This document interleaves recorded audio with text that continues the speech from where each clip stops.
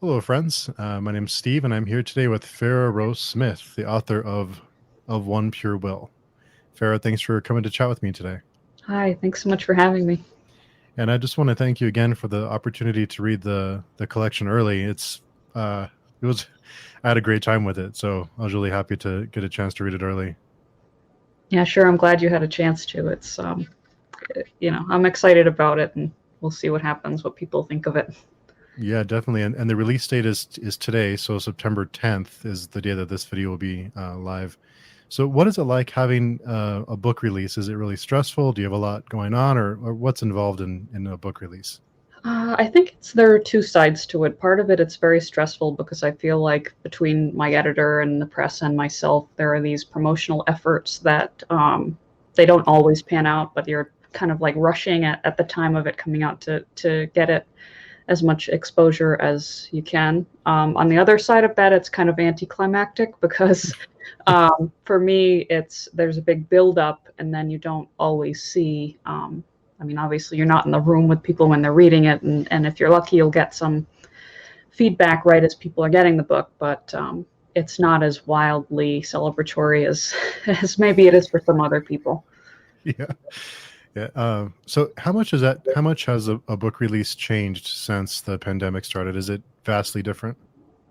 Oh, I think so. I don't really do for example, one of the ideas I wanted to have a book tour of just the indie bookstores around New York City. I'm based in Queens, and I thought I would do that. And I know people were doing that before the pandemic, but that's just, at least in person, not an option. I know some people are doing virtual book release events and things like that. But yeah, I think overall the promotional side of it took a real hit with the pandemic. Yeah, just so much in our lives has changed over the past couple of years. So, for someone who's not familiar with One Pure Will, how would you describe it to someone, or what's the pitch for it? So I would describe the stories are mostly horror with some science fiction and fantasy mixed in, but they're at some point, in some points, they're more quiet Hmm. or literary. At other times, they're what people might call decadent or lyrical in style. They're more slow reads, ones you want to kind of digest. They're Okay. not really the book you just sit down and like zoom through. And I love both types of books, but it's it's definitely, it's a um, I guess I have a more opaque approach to storytelling. So I would want people to know that going in so they don't expect kind of the typical horror collection. Yeah, it's funny you mentioned that because on my review, I've already recorded it and it'll be released today too. But I mentioned that a lot of the stories that kind of struck that, and I love the stories, but you do have to actively read. You do have to be present and kind of absorb it, and you do have to kind of take a break after because there's a lot going on, and there was so many points in the book that it was. I can't wait for my paper copy to get here because there were so many points I wanted to tab, like so many lines that I thought, oh, that's such a cool line. That's so neat. Like you read it and you're like, that's so. I just like want to hang that on a wall somewhere. It's just really awesome. So Thank you. um, That's great to hear because yeah, some of my sentences are very kind of gem-like, and you know I make an effort to kind of emphasize the individual word in some point. So I'm glad that comes off well, at least oh for yeah, you. Hopefully, other yeah. people find it that way too. And there was well, there's a couple that really struck me. It was The Land of Other and Dark Ocean. Really struck me almost like a nightmare that you're having because the only way I can best describe it is kind of like a canvas that's black and then you get little pieces pop up and you get little like flashbacks and you little bits and by the end you have a clear picture. But I love the way that the story is unraveled like that. And I thought it was such a unique way of storytelling. Has that always been kind of your style, or is that something that you've developed over the years? That took a lot of development for me. I originally wanted to take the very original kind of normal approach of I'm going to sit down and write something linearly and see what happens, but I wasn't really a good writer or writing anything worth reading when I was doing that. I started working with different experimental techniques and developing my own kind of variation on cut up techniques to make these stories. So it was more of like an art experiment more than a story writing experience. So I think as I kind of got the hang of that, and figuring out how to use more of an art approach to writing a short story, that's when that style came about. Having said that, I think that style is kind of isolated to a certain time period of my writing, because I've, Hmm. at least in the last year, kind of come out of that, or felt like I was using it as a crutch and wanting to move on, to writing in a maybe a more classic process style. Hmm. Oh, that's interesting. Um, when what were ways that you developed the storytelling structure? What were there exercises you did, or ways of using different words, or what was involved in that? So my main technique was I would take a large book that was one of my favorite books. For example, I often took The Street of Crocodiles by Bruno Schulz, and I just open it up and I'd see, like, I'd pick one word, flip a few pages, pick another word, and I'd pick like three or four, and then I'd just, you know, my mind would create some type of sentence or two sentences, just kind of mashing those words together, and that would kind of trigger a like an artistic train of thought, a narrative train of thought. And when I was really lucky, I could get a few pages just based on using that technique once. In other cases, I could only get a few sentences out. So there are books, for example, the book, the novella Anonymous that I wrote, that took like 6 years to write, because it ended up being close to 200 pages just of like one sentence, two sentences, and so that essentially is a cut up novella. Yeah. That's so cool. I wasn't aware that. So it's called a cut up novella.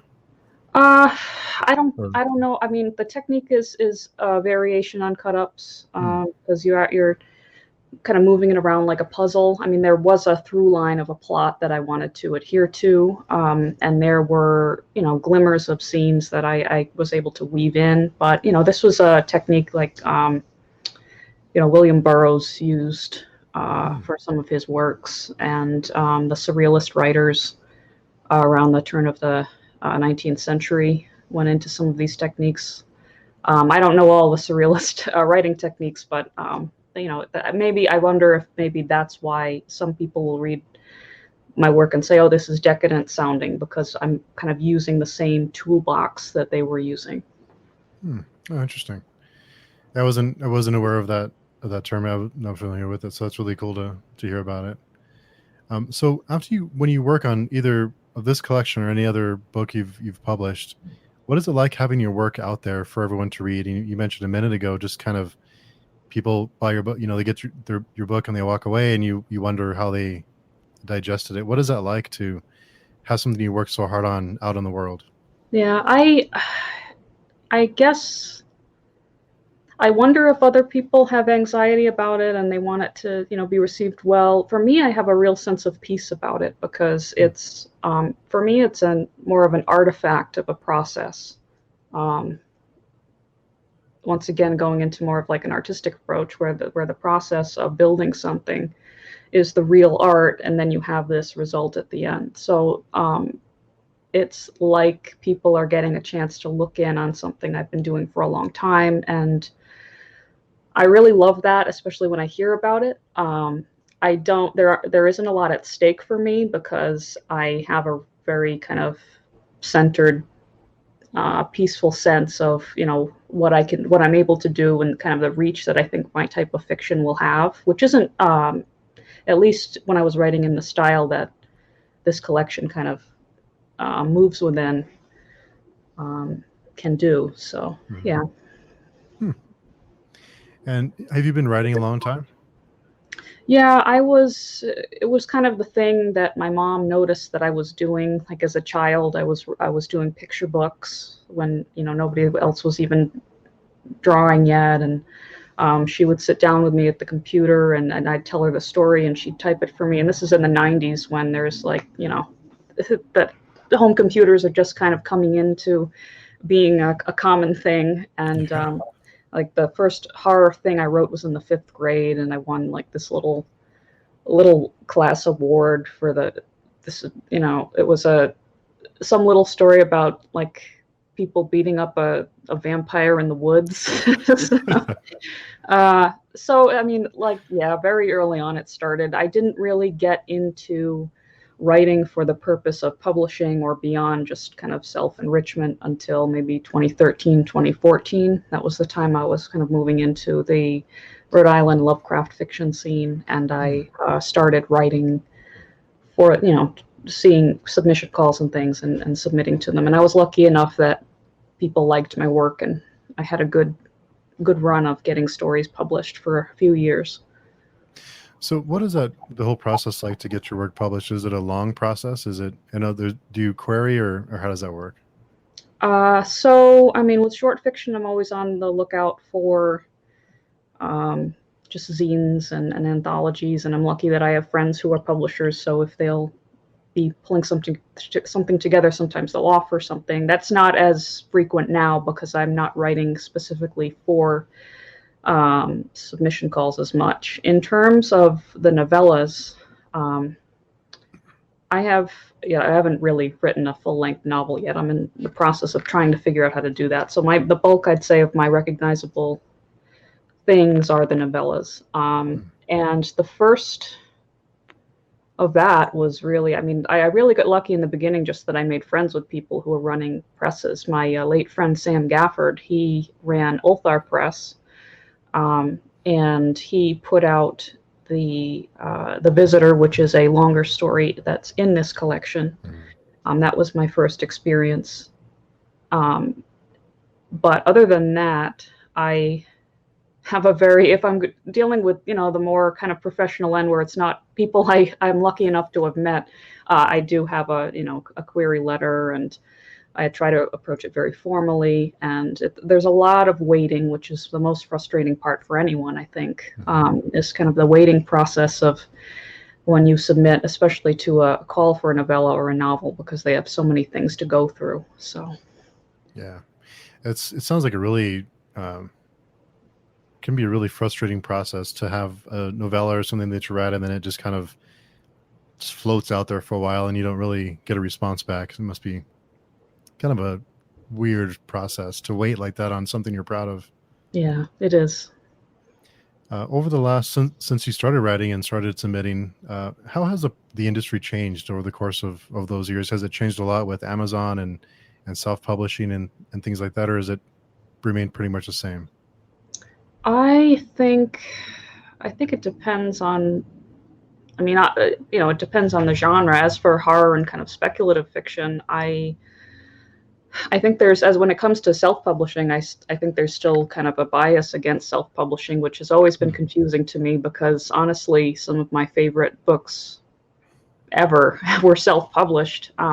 Including works by Matt Bartlett, and there's a novel called The Crooked God Machine by Autumn Christian, which is just like, Hmm. to me, it's my favorite novel of all time. And that was self published. So, in terms of that, I think there's been kind of a steady idea that there's kind of an attitude against it, but sometimes something will break through. When it comes to Amazon, I mean, I kind of uh, grudgingly order books on Amazon, even though I'd rather order them directly from the presses. So, in the cases of, like, for example, like Grimscribe Press, you can order that books right from the website. And um, I I don't know if I'm enough on in the position of kind of the publisher and press end of things to know how big or how much things have changed. Hmm. Um, but I do see I do see, I mean, there are kind of variations in how distribution works. I mean, just an anecdotal example is, like, I reached out to a lot of indie bookstores to try to see if they would stock this collection, and just no response whatsoever. Hmm. Whereas, maybe old school, like 80s bookstores, you might have had a good chance, or something with more of an like artistic scene type thing. But nowadays, even the indie bookstores are stocking mostly people who have, like, the classic, the agents, and they're coming out through bigger presses and things. So maybe there's more of an emphasis on the commercial. Well, there's always an emphasis on the commercial nature of how a book can do. So I don't know. Maybe I don't know how the sales things work. Yeah. And you mentioned The Crooked God Machine. Is that, I was writing the name down. That's the book you mentioned? Okay, I want to be sure I write it down so I can go get Yeah, it. that's yeah. Autumn Christian is right. She mostly writes science fiction, but that book is just a nightmare, like the most kind of efficient depiction of a nightmarish story that I've ever read. And it's very, I mean, it's not for somebody who doesn't want to be like, kind of feel like depressed and gross at the end. But, you know, it's really a nightmarish, it's brilliant though. And I think like, that's why I'm a really big fan of self-publishing, because I mean, a lot of the criticisms of self-publishing are usually like, oh, the cover's bad, or there's not a lot of copy editing. It's not, it's more presentation-based criticism rather than content criticism. So I Yeah. try to advocate as much as I can for people who, you know, aren't really getting in through the classic, even if it's small press, because uh, I mean, small presses are usually run by one or two people, and they will have their own idea of what is a good story, and that can be very subjective. So Yeah. Yeah. Some of my favorite books this past year have been self-published books. I read a lot of self-published, so yeah, I don't get I don't understand the bias that some people have for it. It's strange. yeah.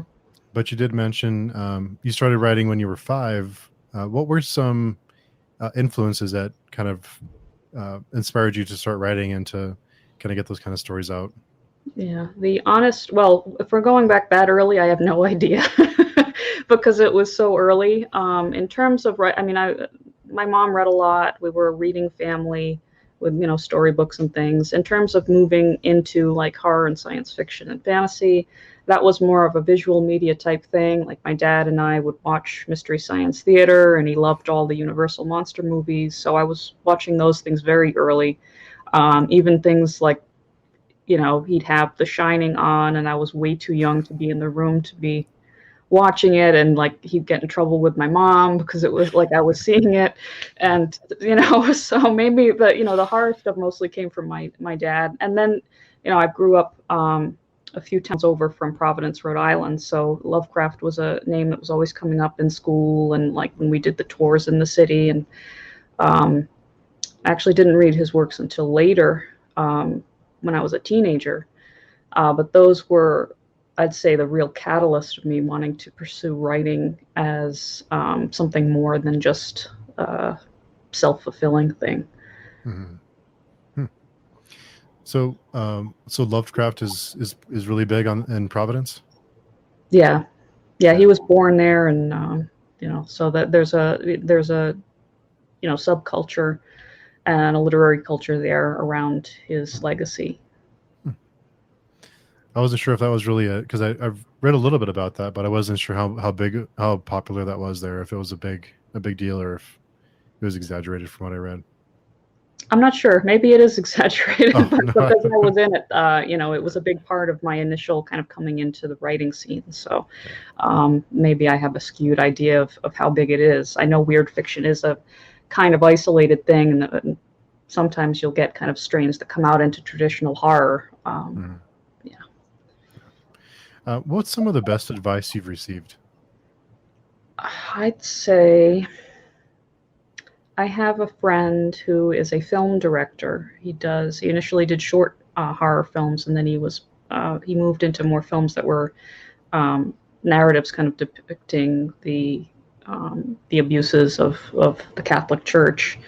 Um, he had been through a lot of really horrible, tragic things. I met him in Boston when I was doing indie film. This would have been like 2011, 2012, and Mm. his whole thing was that he didn't care at all. It didn't bother him at all if somebody didn't like his movies or didn't like his writing or his work. He'd say, you know, oh, you didn't like my movie? Great. Let's go get coffee. You know, it was because he'd been through stuff so bad already that this was really art was it is he's still around is a gift to him, and it's you Mhm. can even share it and be friends with people when it's not quite your thing. So I really appreciated that, and I still appreciate it because I definitely took my work and myself way too seriously when I started out, and things like bad reviews or whatever would hurt. And now, usually I agree with the with the bad reviews at times. I'm like, okay, I can see that, and it's fine. It doesn't bother me at all. Yeah. And what I'm curious about Goodreads and the rating system that we have now. Is that do you think that that's a good system to have because you can really turn people off of a book, or there's some authors that uh, get bombed with bad reviews for something stupid they said, or for whatever the reason is. What are your thoughts on that system of ratings and having so much stock in those ratings? Yeah, I don't like the numbered and starred rating systems. I have a problem with it both on Goodreads, and then on the other side, there's like Letterboxd, which is a film, more of a like film-based site for things you've seen and want to rate. I just find that, at least when I'm using Letterboxd, it's like, oh, if I give something a rating of a 4, it's totally different from why I rated 10 different things a 4. There's not enough complexity in a number system to, you know, really help anybody in what they're looking at. I mean, I think the great value of Goodreads is that someone can write a review and post it on there. Having said that, you still get people who just decide to like review bomb. And, it's, I would like to think that there's people on the site that would watch for that and realize it's an inconsistency. But, I don't know, because I, like, for example, someone left a really long review of something. I don't even remember the piece of mine. And they said, oh, they're going to give it a 1-star review because they think it'll get a lot of 5-star reviews and it'll bring it to the medium of a 3, which it probably is. And I'm like, it's just, too much for me. I just, yeah. For me, if I want to read a book, it's word of mouth, or it's something I've come across in my own research. Hmm. And for you, how important is having an editor? What is that process like to have an editor? So that's a complicated one for me. I've only had a content editor for one short publication, and that Hmm. was when I had a story in Lackington's magazine. That was a very interesting experience because it was the only occasion where like what was happening in the story was, kind of being molded. And this was early on when I was having things published, so I was resistant to it. But now that I'm older and have, now I really want it.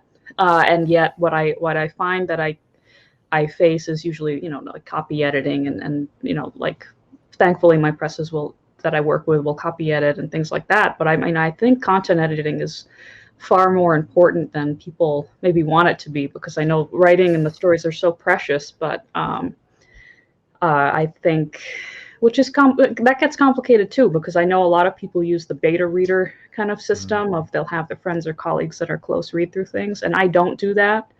Um, I think professional editing is important, but that sometimes it comes with the press publishing it, sometimes it doesn't, and it's expensive if you have to pay for it. So I have a complicated kind of relationship with the whole editing side of writing.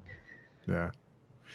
And speaking of reviews, do you seek out reviewers before a book is published, or do you seek out people in the community, or reviewers that are popular to read the book and to give you feedback when the book is released, or Yeah, I just to do. help get the word out? Yeah, I do. I'll talk to a few other writers and try to build a list of people they think, have a fair sense of this genre. And I'll work with, for example, I worked with my editor, Scarlett, and we decided, who we were going to reach out to, Hmm. from her end and from my end. And it's not that makes it sound like we're reaching out to dozens and dozens of people, and that's not the case at all. Because at least for this book, I found that it was the case where it was getting a little too late in the production process to be reaching out to certain publications. I do find it hard to get reviews ahead of time. It's usually people who have read my work before and ask about it. So yeah, that's kind of the way that happens for me. Hmm. And for you, what is the appeal in writing horror? What do you enjoy about it? I have no idea. And I really, that's my honest answer, because I guess I could say, oh, it's cathartic to write like violent things, but I don't really write violent things. Or Yeah. it's just, it's for whatever reason. And a lot of it translates from, you know, I loved classic horror like Lovecraft and Poe so much. I loved all these movies I watched with my dad. It's a comforting thing because these were kind of thematic things that showed up so early in my life. I think that's the kind of greatest way to explain it. Also, that I found that other people, I mean, there are all types of different, horror fans, but I found that the closest people that I met in my life were also fans of these things. So it was Hmm. also a way to kind of bond with people who were responding to the same things for sometimes very different reasons. Hmm. That makes sense. And I've been reading a lot of short stories this month, and I just have this really deep love of short stories, and it's really hard to write an effective short story. So, are there techniques that you use, whether regardless of the structure of the story, to write an effective short story? Are there things that you or like milestones you try to hit, or certain techniques you use?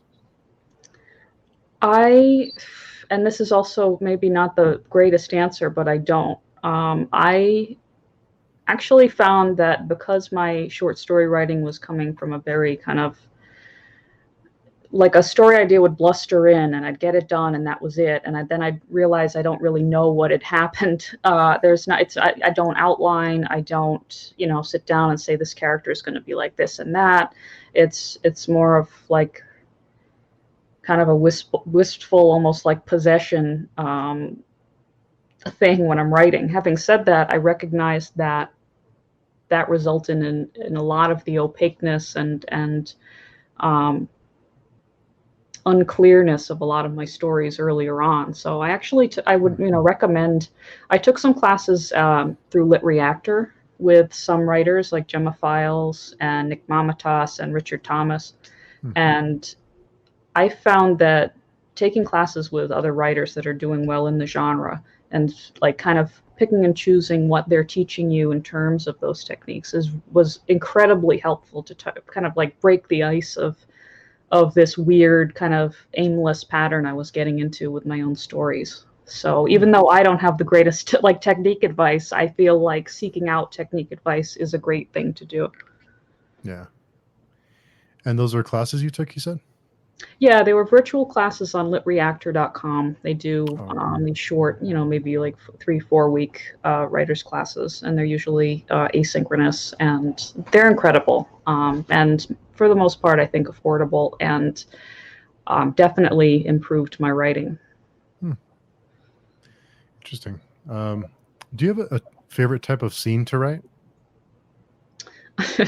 I like writing scenes. Like my favorite overall genre, I would say, isn't even horror. It's more like tragic, like horrifically tragic relationships. So I like writing almost theatrical play-like scenes of people arguing, and and that a lot of that comes once again from film, because I found that all my favorite scenes in film were these climactic scenes of like couples arguing, like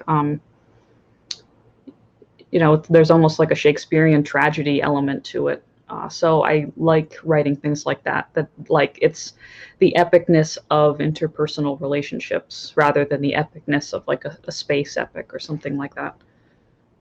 It's amazing how powerful just a conversation can be, or just two people with a disagreement or having an argument. It's wild. Yeah. Yeah, that's great. Um, do you have inspirations from other forms of media that kind of inspire your possessions when you're ready to write a story? Are there certain types of Mhm. media that kind of propel those ideas? Yeah, I look at a lot of art, a lot of very weird and dark paintings. And I like to listen to all different kinds of music while I'm looking at things. And even one of my big ways before was looking at fashion photography. So I'd look at Hmm. like very kind of avant-garde fashion photography while listening to music.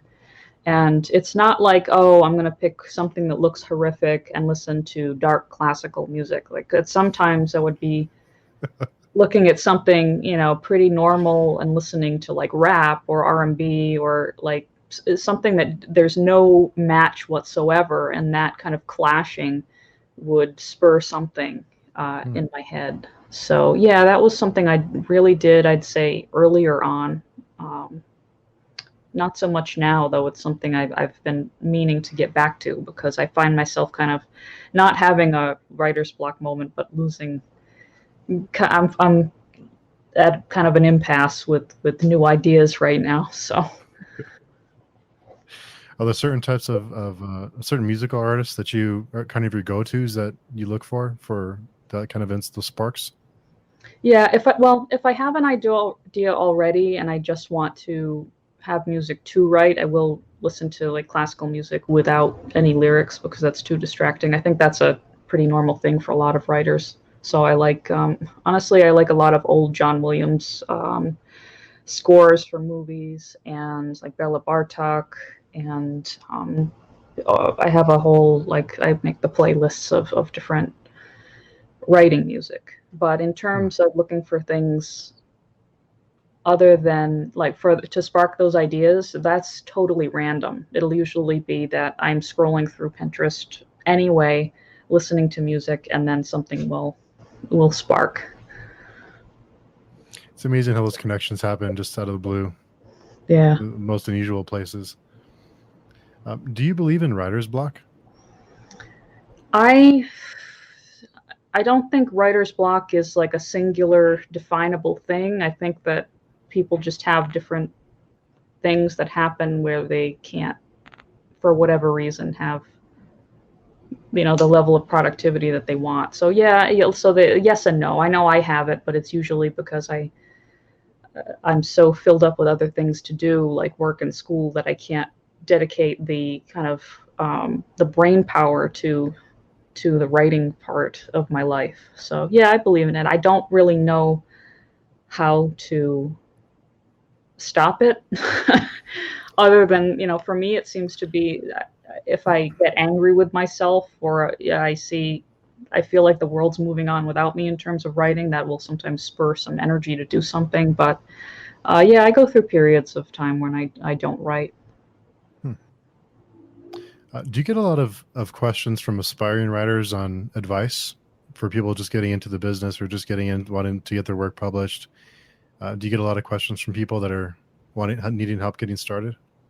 I actually don't. I had at one point at ReaderCon, which is a con I go to up in Quincy, Mass. It's been virtual since the pandemic, but the last time it was going on, I had just one person approach me to ask a few Hmm. things. But other than that, no. And I think that's kind of for multiple reasons. One being that I'm not a super established known name in the genre, and also I find that people tend to ask the men more for Hmm. advice. That's something that I've noticed. So yeah.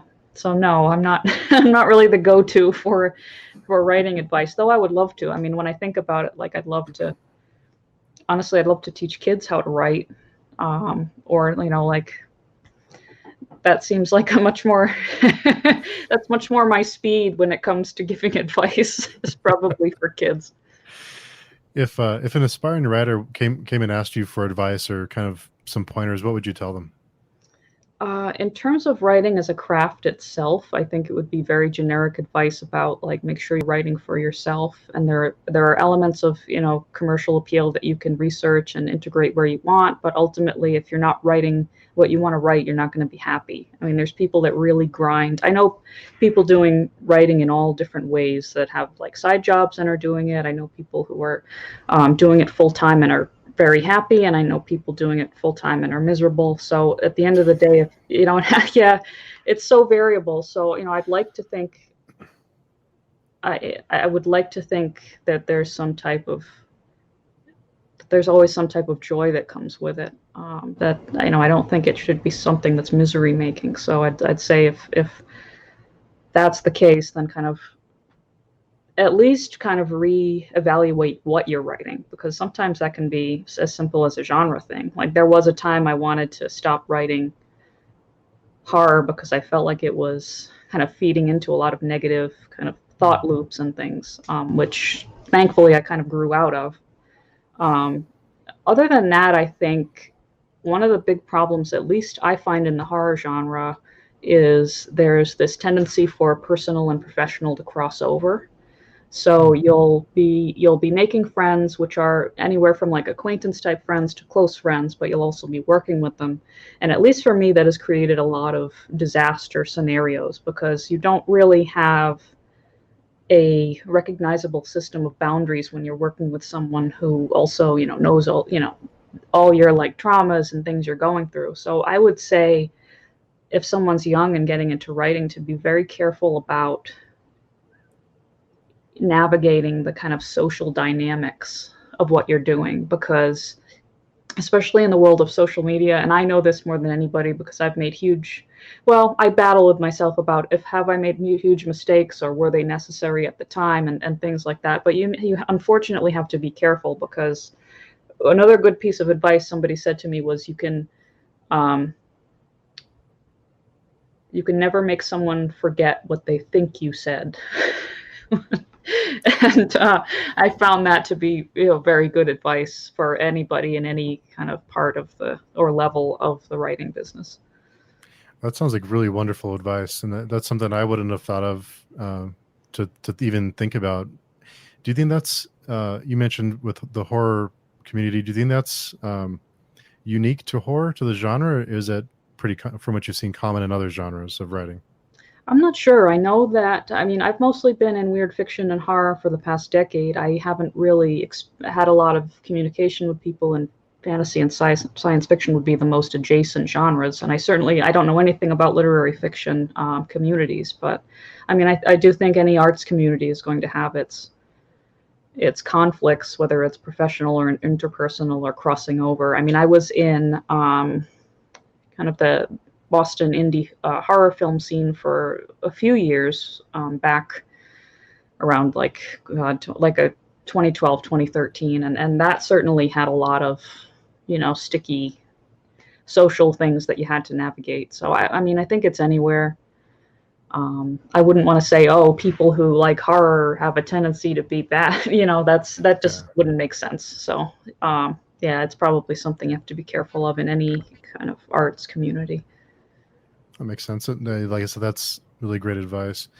And you mentioned that at conventions and things, people normally go to the men to ask for advice. Did you have trouble being taken seriously when you first started writing, especially in a genre like horror? Uh, Absolutely. Yeah. I mean, I hate even saying that because um, I think I'm older now, so I can kind of reflect back on when I was first coming in. When I was first coming into the writing thing, it was around 2014 when I wrote my first thing for a weird fiction anthology that got published, and I was starting to go to the conventions, and I was around 21, 22. Um, didn't have a lot of professional experience in any sense and had all kinds of other problems. And I, I mean, I don't know. I felt very kind of, at least for me personally, I felt out of place, but really wanting to find a place. I would be very lucky where I would meet people who were wonderful. I think I was especially lucky that I met people who recognized that I was in it for the writing, and also had a genuine interest in the books and was actually reading the books and things. But there were also negative experiences of dismissal, and certain types of people who won't talk to you, or people Hmm. who look down at your name tag to see if you're important and then they walk away. And Oh and no. that happens to a lot of people. So there is, I don't know, it's complicated for me because I don't want to ridicule other people, but there are people, at least at that age, 21, 22, that are hanging around for different reasons.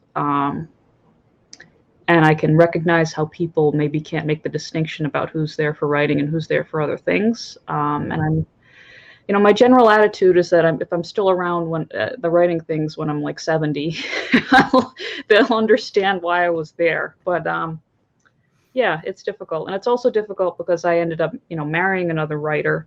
So there was definitely a period of time where um, I had kind of disastrous social, reputation problems that kind of, Mm. I was lucky that they didn't dent my ability to get published because people knew I was a good writer, but it did make me very uncomfortable at social events and readings and things like that.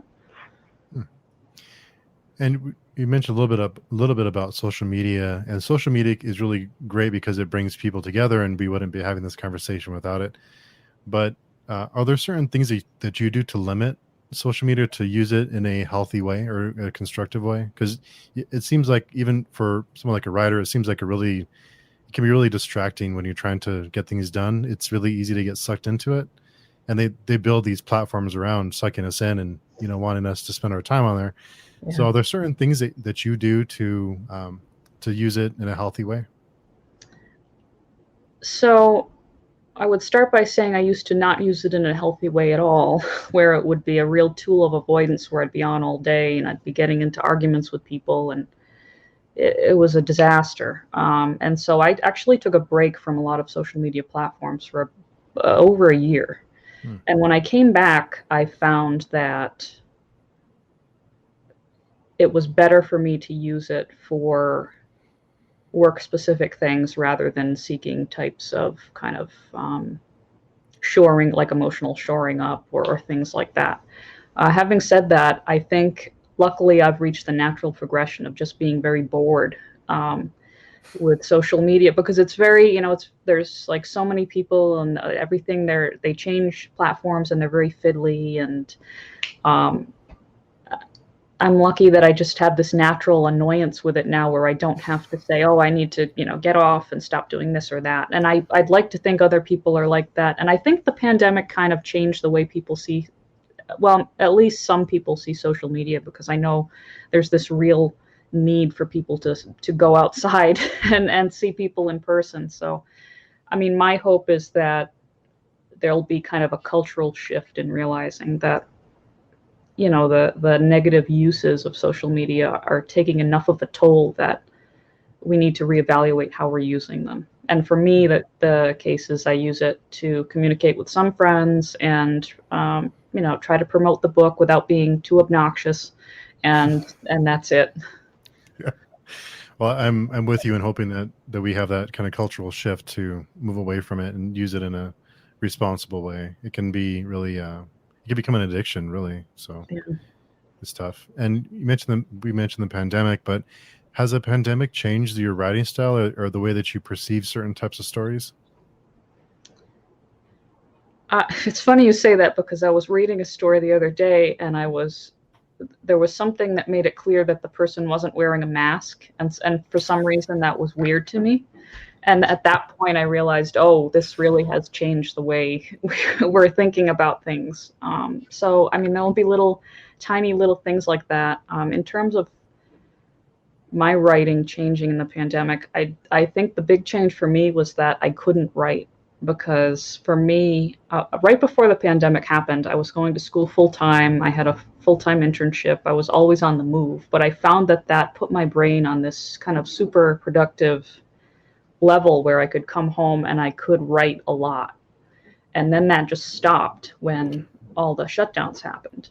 So there was this kind of downslide of the level of thinking and movement my body was doing. And then I just found that I couldn't write. Hmm. Um, and I think it's been the biggest kind of lull in writing that I've ever had. So I don't know if other people have experienced that. I think maybe other people are lucky that they have that they saw it as this, unbelievable burgeoning amount of time that they could do things. But for me, that just didn't work. Hmm. And it makes sense because when you're always on the go and you're always doing things, your brain, like you said, it's always moving, and you seem like you're more productive, and then you suddenly stop and everything, your mindset and your body and everything changes overnight. And plus the stress and the not knowing what was happening, and it all happened so fast. So it's that adds to it, I'm sure, is the unknown Yeah, makes it harder to absolutely. process. And we talked a little bit about negative feedback, but does negative feedback change? How do you how do you use negative feedback to change your writing style, or does that come into play at all? It does, because I found that people really liked my stories, but they didn't always know what was going on, and then they would start describing them as prose poetry, which is much more of an abstraction than what I was trying to do. So I realized that when I was writing the story, I knew exactly what was happening, but there was some kind of disconnect with the language I was using, which is part of why I wanted to, have this collection kind of encompass one era of writing, and then I move into something else. So negative feedback, yeah, it does. It doesn't hurt me anymore, Mhm. but it does let me know what's not working for some people.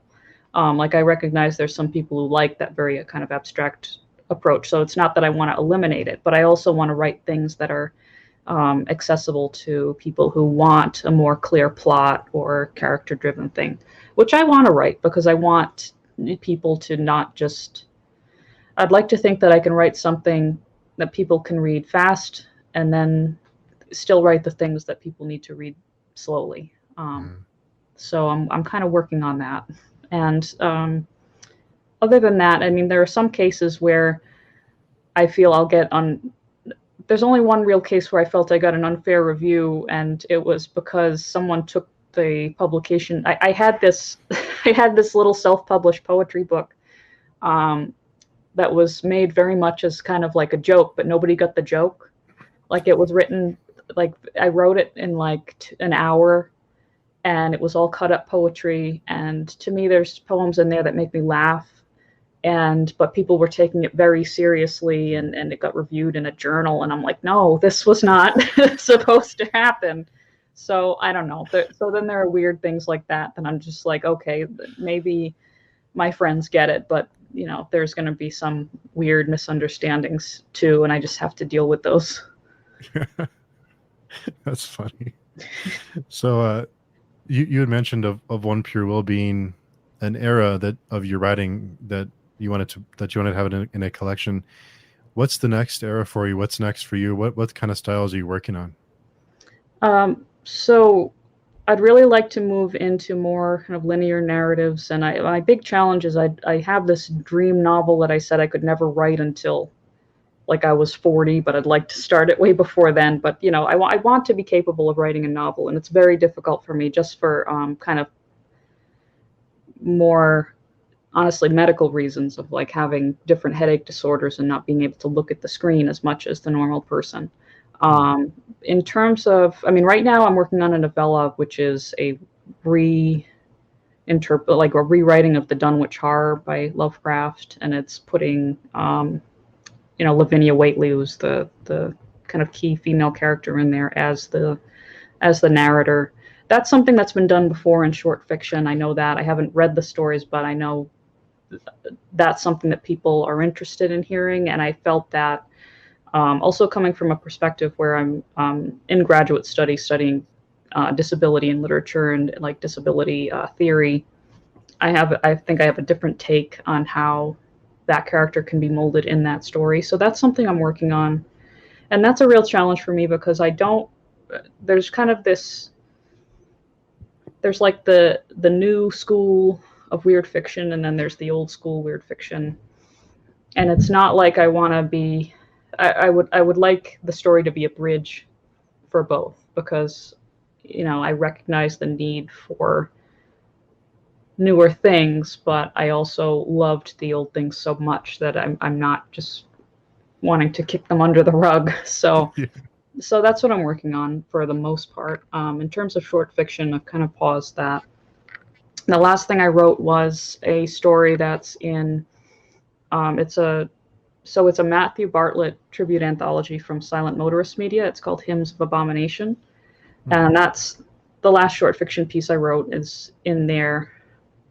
At least, no, that's wrong. The last one I wrote that was published traditionally, because I did decide to do some short pieces on medium.com, which are just like self-published articles, Hmm.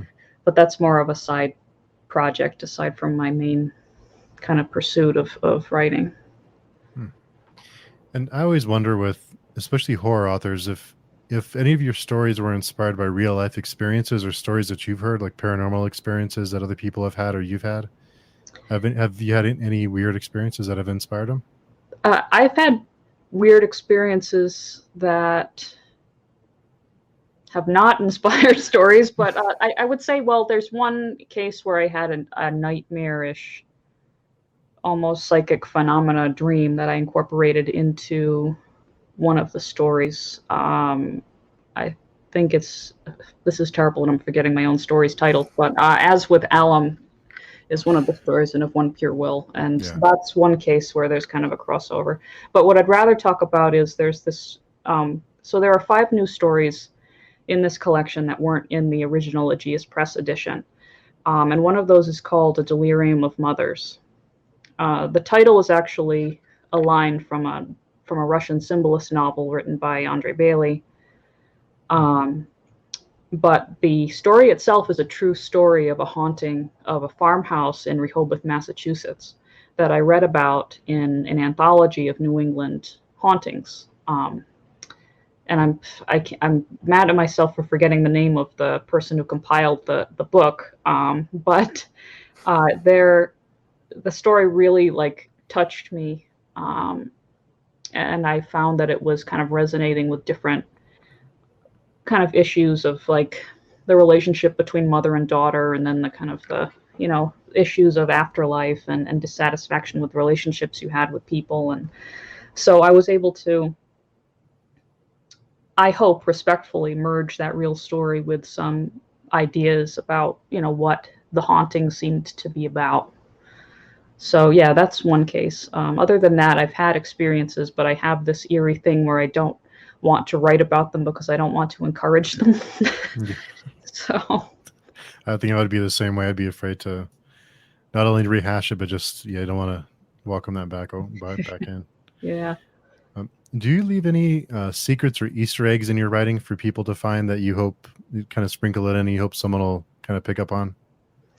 I used to, and I definitely have them in this collection. There was this long running idea I had about this place called the Afterworld, which was essentially um, this dreamlike world. It's almost like Lovecraft's Dreamlands, but my own kind of surrealistic version of it, where you would have characters coming out, like strange, monstrous characters coming out from that place, or just the word the afterworld would be referred to, or there's a character in Anonyma that's referred to in some of the short fiction. I had this Hmm. idea that I wanted there to be this consistent referencing to this evil artist, and this evil book, which is a very kind of, now looking back, as I know a lot of people have done that.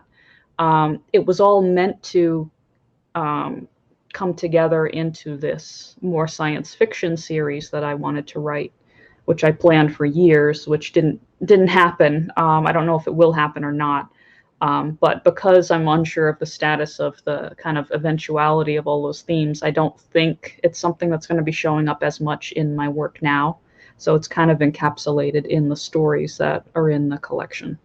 I think there's a couple of stories that I was wondering if there was a connection with the tree, the black tree. I think it was a black tree. Yeah. But I was wondering if that was in there for if there was connections to between the stories or something.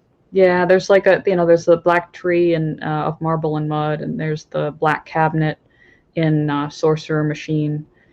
Sorcerer Machine was actually the first weird fiction story I wrote, and I did it Hmm. for a book club anthology almost 10 years ago.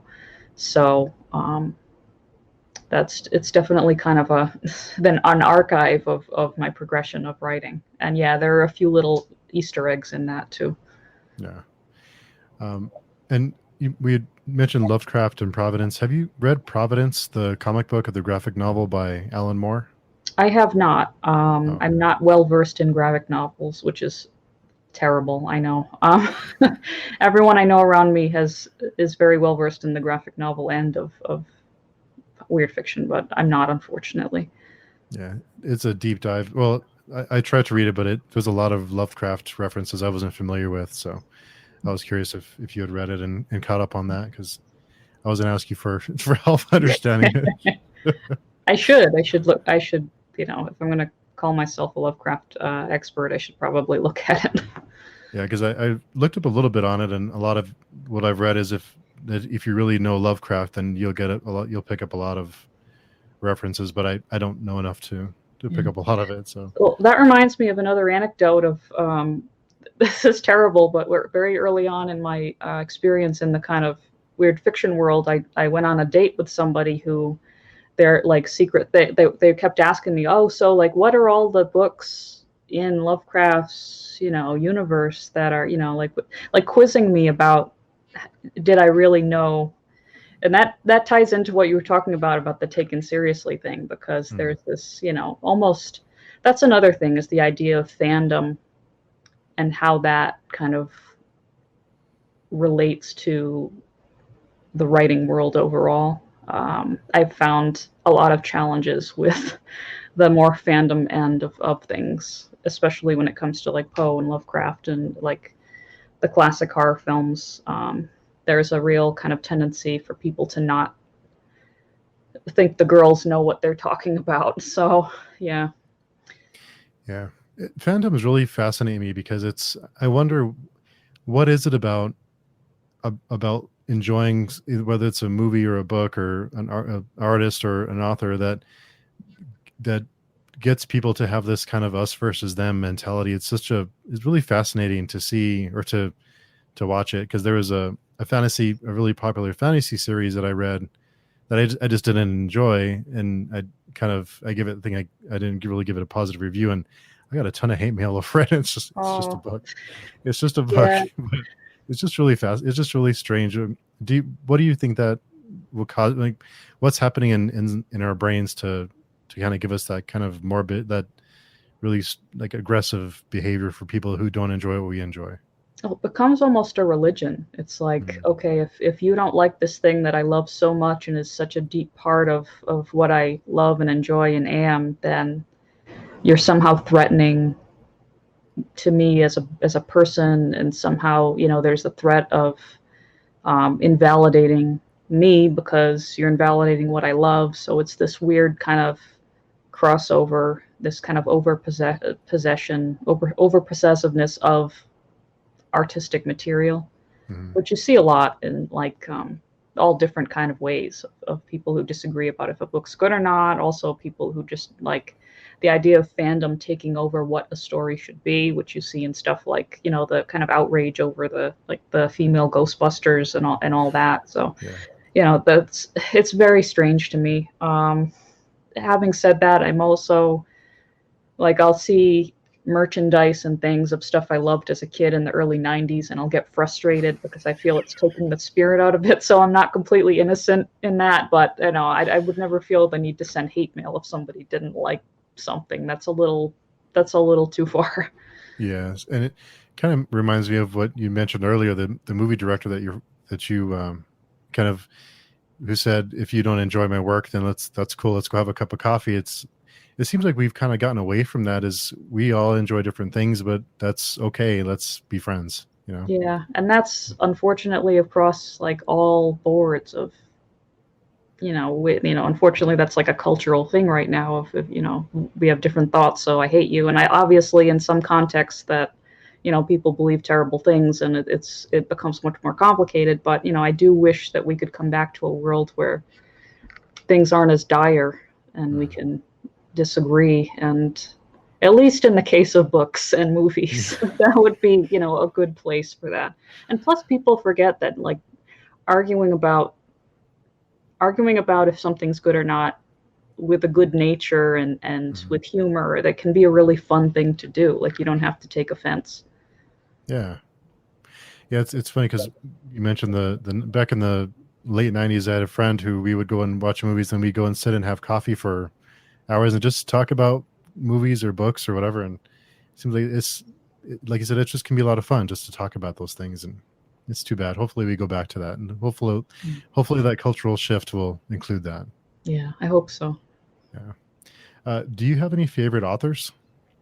I have a ton of favorite authors. So I would say Bruno Schulz, who's a Polish kind of fabulist. The Street of Crocodiles and the Sanatorium Under the Sign of the Hourglass are the really main um, collections that he did. Those are hugely influential for me. Also, Eugenio Pinera, Hmm.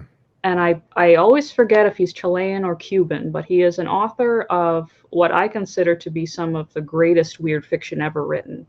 And there's this one collection called Cold Tales. Cold Tales. And there's also a novel that he wrote called Renee's Flesh. But in terms of Cold Tales, it's some of the strangest like ideas I've ever read and executed in such a brilliant way. It's almost like, my other big favorite that I, consider myself a scholar in is E.T.A. Hoffmann, the German romanticist. And he's like almost like the Latin American Hoffman, even though he's totally different. And I wouldn't want to just describe him in that way. But for people who know Hoffman, I think that would give them an idea of the kind of stuff he's doing. Also, Clarice Lispector is a Brazilian author. She wrote a lot of things, but what I responded most to was a book called Near to the Wild Heart. And that book just destroyed me. Like the last page, I can't read without sobbing. It's such a beautiful book. And those are, and then, overall, my last few years of undergrad, I was studying the Russian Silver Age. So I really fell in love with this Russian author called Andrei Bely, who wrote symbolist novels. One was called Kotik Leteyev. Another one, the big famous one, is called Petersburg, which I just mentioned to someone, was much more a much more famous and well-read novel in Russia, but not as well known in America outside of academic circles and kind of Russian literature aficionados. But really incredibly beautiful and strange. And I maintain that my whole idea is that weird fiction was really burgeoning in other cultures around the same time that Lovecraft was writing it, but it was happening independent of him. And for me, Andrei Bely is a good example of that. That there was that maybe he's not considered the founding father of cosmic horror or something, but he should have been regarded with much wider, at least being more well read because he's so brilliant. Yeah, so I could go on forever, so I'll stop there. I was writing all the names down so I can go look them up after this. I have a list of cool new authors to check out. You mentioned about the kind of books you enjoy reading. What would be something that your readers would be surprised to learn about you? I'm also a belly dancer. Oh, really? Yeah, Cool. I started doing it like 5 years ago. And maybe just kind of the layman or someone who isn't into that type of dance doesn't realize the unbelievable complexity and history and difficulty of it. It's really beautiful and intense, and there are all different kinds of styles. I'm extremely lucky that I live in New York City, which is a place which is just full of dance. And I've been able to study from like the legends coming over even from like Cairo, Egypt. And Oh, wow. I will say I derive a great deal more joy and happiness from dance than I do from writing. But and maybe that I feel like maybe that's a perfect yin yang situation because the things I write are so dark and kind of moody, and I have to be in a real certain type of psychological place to do it. And then on the opposite side, I have dance, which brings me this complete like utter ecstasy and joy. And I felt like that was a missing piece that I needed in terms of my artistic output to make everything just right. And it did actually make it easier for me to accept myself as a writer because I starting a different medium as an adult and making all those mistakes and having to learn all these things, I realized, it's okay to be an eternal student. Like it's okay that I'm still a student in writing too, because it doesn't mean you're not a writer. It just means you're, learning more. So yeah, so that's one maybe weird thing that people don't know about me. It looks very physically demanding. That could be really keep you in shape. because of yeah. Well, I wish it kept me in shape, but it does, a bit. But I love it so much. Yeah, it looks like it'd be fun. How do you balance your time as a writer with your other responsibilities?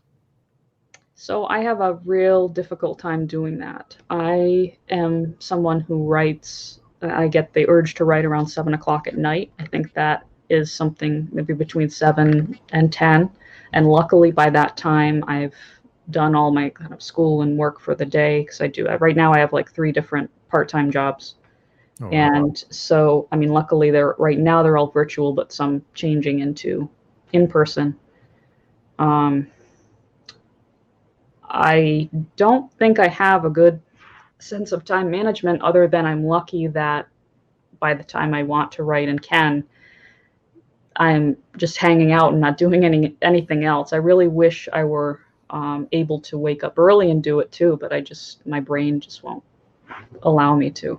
And I do want to also say that I really don't like this idea that if you don't write every day, you're not a real writer. There's people who wrote like one book and died early and are really obscure, but they're so brilliant and what they did was so great. They're still a real writer. So like, yeah, I have these big periods where I don't and I can't, and they're discouraging, but that doesn't mean you're not a writer. That it's just you're working with a different system of circumstances. So I try not to be kind of self-damning or elitist about that. It seems like it'd just be part of the journey of writing. Is you have peaks and valleys, just like with any craft. You have really good days and really bad days, or really good periods or really bad periods. Yeah. And if it's not something that if you don't feel the desire to write, then don't write.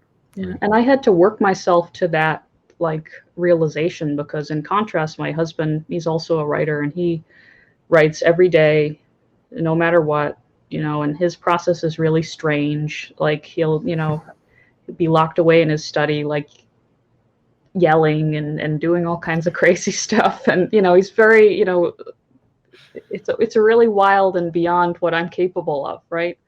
And I said to myself, especially because he's more prolific than I am, and obviously he's older, so he's had more time to write more things. And I said to myself, well, am I a real writer if I'm not doing this like unbelievable level of intensity when it comes to the craft? And yes, I am. I feel like people need to realize that even if something looks like it's more of an effort, sometimes what your effort is enough. And if you don't know that with like the little effort you're able to give in one day of writing, you don't know what impact what you do in that day is going to have later on. So yeah. I think if everyone was honest with themselves, I think we all have those doubts, regardless of what our profession is, or we all have the days where we wonder, are they going to find out that I really don't know what I'm doing today? I know I feel like that every day. So Yeah. I think we all have those days. Does your husband write horror books too, or horror in the genre? Yeah, he does. He writes weird fiction, and also, I mean, in his most recent novels are more kind of, I don't want to say experimental fantasy, but more kind of phantasmagorical fantasy. But he focuses more on novels. So there's, that's in sharp contrast to what what I do. I feel, even though sometimes we're writing in the same kind of genre boundaries. Do you two bounce ideas off of each other and kind of trade story ideas or anything like that? So I'll ask him what he's working on. He'll let me know, and I usually don't tell him anything I'm doing.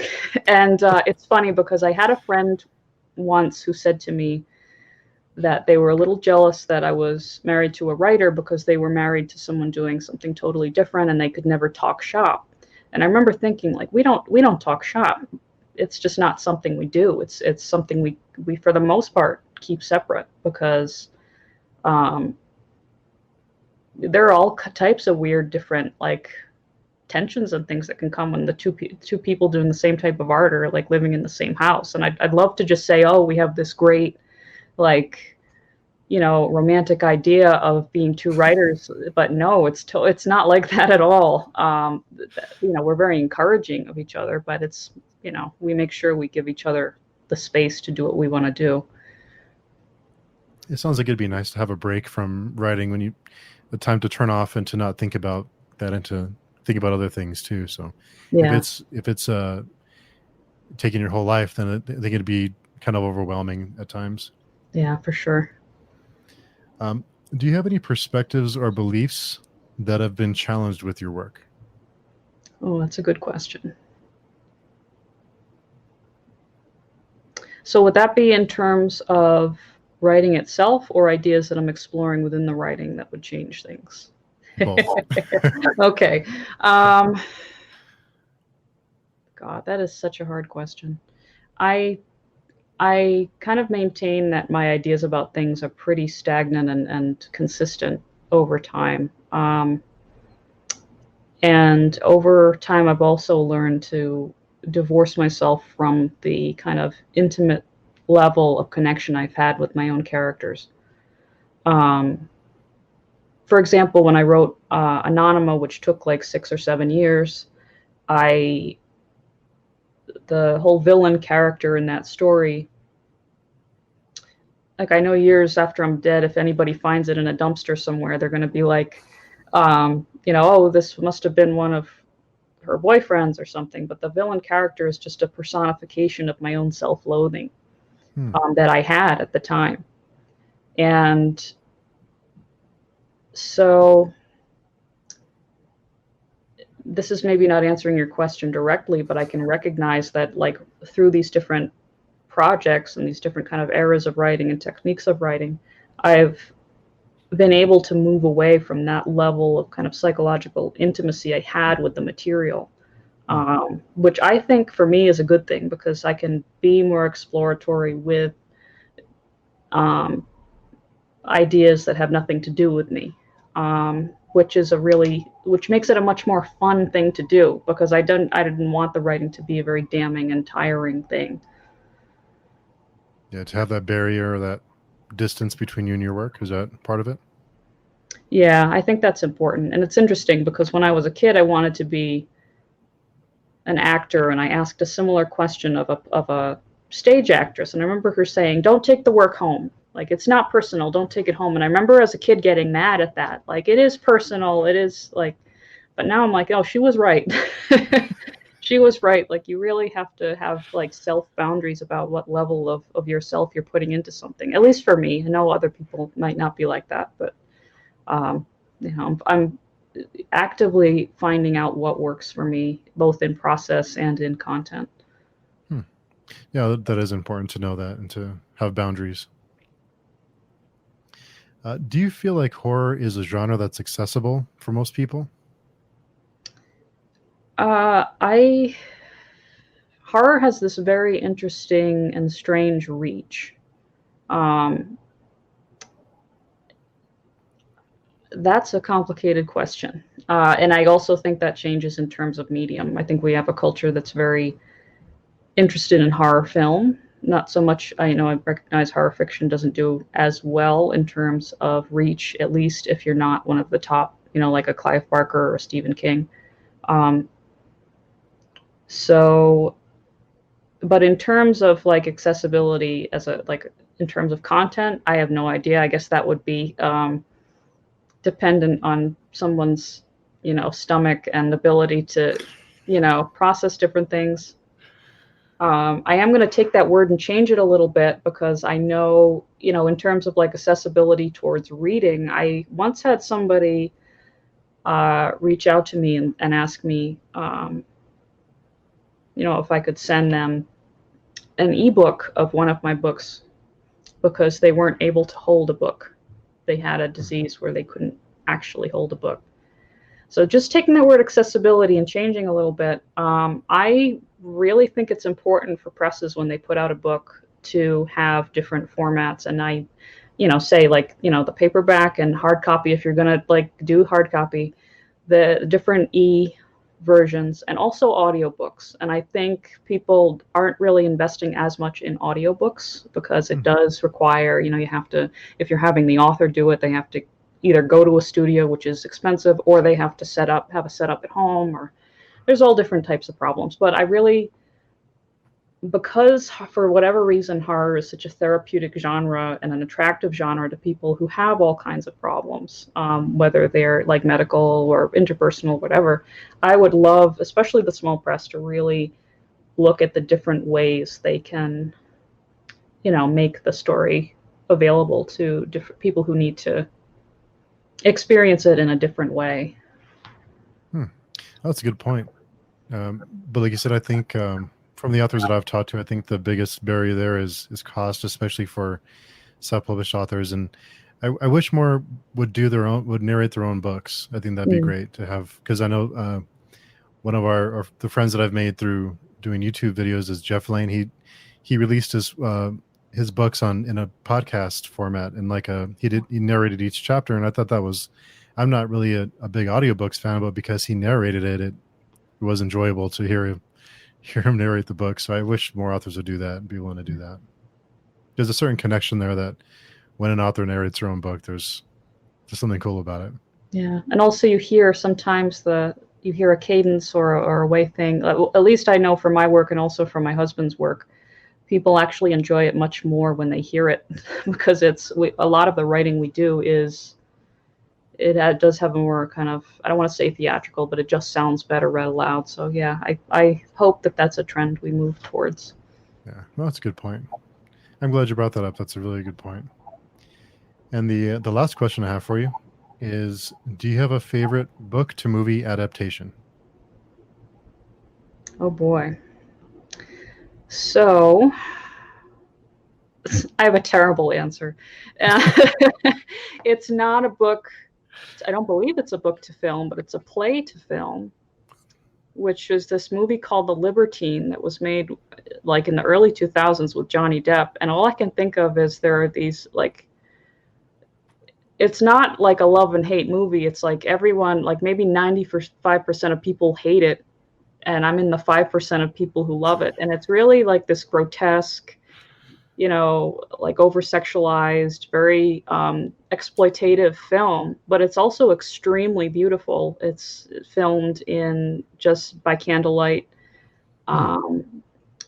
and it's very grainy, and it's very, there's a lot of texture, and it's gross, and I love it. It's a mess, but it's devastating, and it also has one of those. I know I brought up before the idea of the big climactic emotional scene between like couples and having this theatrical, um, and very based on good writing scenes. Like you have to be a really good writer, whether you're adapting something or just writing it for the screenplay. And it has one of those scenes, and it's just like totally memorable. It's unforgettable. Hmm. So I think that's probably a more obscure answer, but that's how I would answer that one. No, it's a very good answer. It's funny you mentioned that, because whenever most people hate a movie, it's usually it's usually one I'm going to really enjoy. So like whenever someone loves a movie, whenever it's the really popular movies, I'm like, I'll pass. And then like I really hate that movie. It's like, well, I need to watch it now. Check that out. I'm the same way. Yeah. So I just want to thank you again. I know you're really busy. You have a lot going on. So I want to thank you again for taking the time to chat with me. I really enjoyed Of One Pure Will. So I want to thank you again for the chance to read that early. And just thank you for your time. I know you have a lot happening, so I appreciate it. Yeah, thank you so much. This was great. It was great to talk to you. Hopefully we can Yeah. do it again sometime if I have another book out someday. Yeah. Anytime if you want to come and chat about fandoms or any kind of Sure. crazy subjects, I'm always open to chat anytime. This is my favorite part of doing the YouTube stuff, is just chatting about random stuff. So Awesome. anytime. Yeah. I appreciate it. Thanks again. Thank you.